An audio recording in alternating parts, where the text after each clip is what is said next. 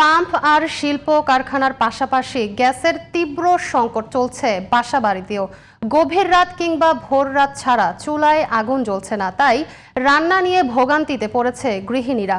বাধ্য হয়ে বৈদ্যুতিক চুলা নিয়ে অনেকেই ঝুঁকছেন, তবে সেখানেও লোডশেডিং আর বাড়তি বিলের ভোগান্তি। তবে পরিস্থিতি স্বাভাবিক হবে এমন প্রশ্নের উত্তরই খুঁজছেন ভুক্তভোগীরা।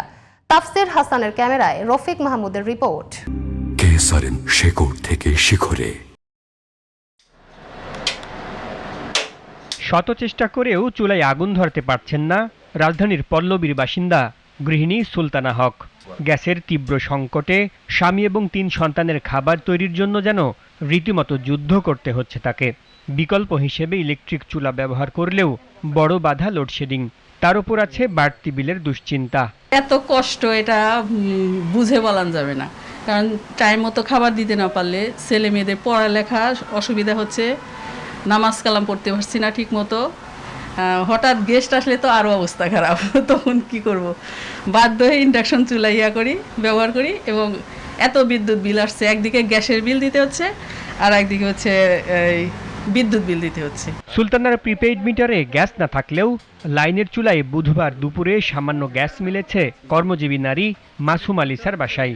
তবে অন্যান্য দিন একেবারেই গ্যাস থাকে না বলে জানান তিনি, যা ব্যাহত করছে লিসার স্বাভাবিক জীবন। প্রত্যেক দিন রাতে বাসায় ফিরে আমাকে রাত 1:30-2টা পর্যন্ত রান্না করতে হচ্ছে, তারপরে আমাকে ঘুমাতে যেতে হচ্ছে। আবার আমার সকালে অফিস, কি ধরনের সকালে নাস্তাটা বানাবো, সেখানেও আমাকে হচ্ছে যে 1-2টো পরোটা আর একটা ডিম করতে আমাকে আধা ঘন্টার উপরে টাইম লাগছে।